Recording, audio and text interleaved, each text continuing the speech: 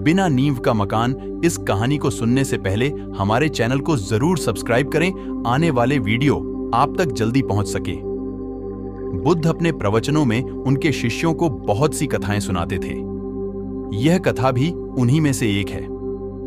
कभी किसी काल में किसी नगर में राम और श्याम नामक दो धनी व्यापारी रहते थे। वे दोनों ही अपने धन और वैभव का बड़ा प्रदर्शन करते थे।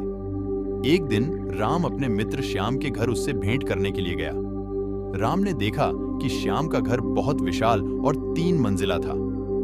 2500 साल पहले 3 मंजिला घर होना बड़ी बात थी और उसे बनाने के लिए बहुत धन और कुशल वास्तुकार की आवश्यकता होती थी। राम ने यह भी देखा कि नगर में सभी निवासी श्याम के घर को बड़े विस्मय से देखते थे और उसकी बहुत बड़ाई करते थे। अपने घर वापसी पर राम बहुत उदास था कि श्याम के घर ने सभी का ध्यान खींच लिया था। उसने उसी वास्तुकार को बुलवाया जिसने श्याम का घर बनाया था। उसने वास्तुकार से श्याम के घर जैसा ही 3 मंजिला घर बनाने को कहा। वास्तुकार ने इस काम के लिए हामी भर दी और काम शुरू हो गया। कुछ दिनों बाद राम काम का मुआयना करने के लिए निर्माण स्थल पर गया।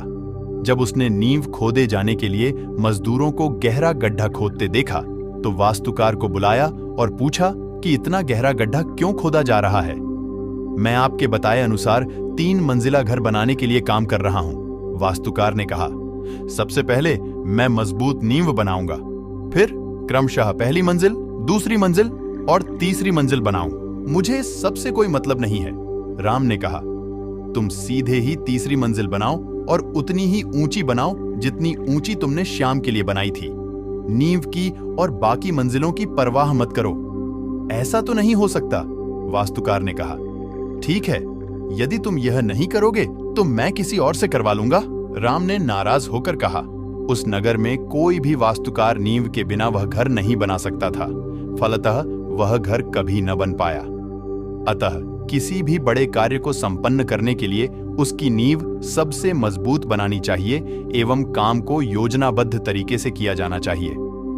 कहानी को सुनने में आनंद आया हो तो कमेंट जरूर करें। मिलते अगले वीडियो में, तब तक अपना ख्याल रखें। नमो बुद्धाय।